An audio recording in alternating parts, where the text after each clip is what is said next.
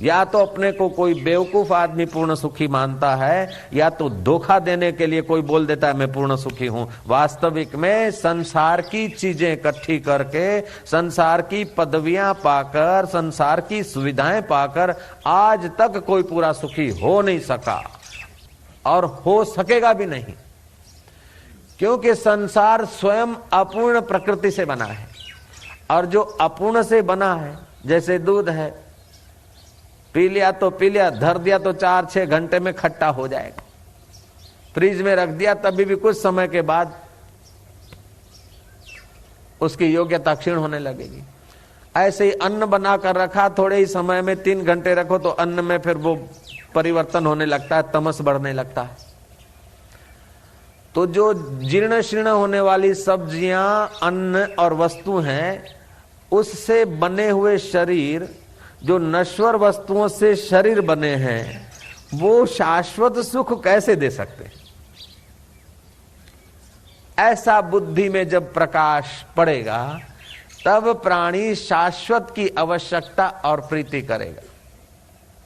आवश्यकता और प्रीति जब शाश्वत प्रियतम के लिए होती है तो विरह अग्नि पैदा होती, और उस विरह अग्नि में जब आवश्यकता होती है तो विरह अग्नि पैदा होती।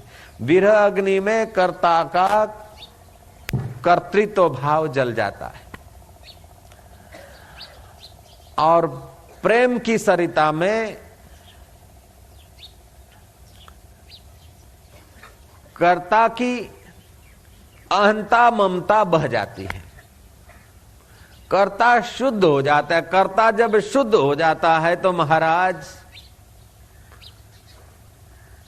जैसे सुवर्णम को पहले तपाया जाता है, उसमें से दोष निकाल के धो धा के ठीक करते हैं, ऐसे ही कर्ता को विरह होने से कर्ता के दोष जल जाते हैं, और कर्ता को प्रेम होकर कर्ता की शुद्धि होती है, और कर्ता की शुद्धि होते ही कर्ता अपने शिव स्वरूप में प्रकट हो जाता है। इसी को साक्षात्कार बोलते हैं, इसी को ईश्वर प्राप्ति बोलते हैं। तो जब जब इंद्रियों के पक्ष में हम आते हैं तब अपने को घाटे में डाल देते हैं, और जब परब्रह्म परमात्मा के सुख के पक्ष में आते हैं तो अद्भुत फायदा होने लगता है। 8 प्रकार का सुख है, वो सुख प्राणी को बांधता है।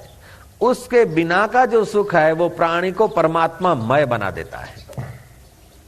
देखने का, सुनने का, सूंघने का, चखने का और स्पर्श करने का, इसको बोलते 5 ज्ञान इंद्रियों का सुख।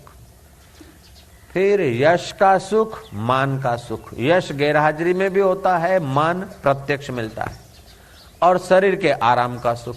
ये 8 प्रकार का सुख छोड़कर बाकी जो सुख है वो हमको परमात्मा के तरफ ले चलता है।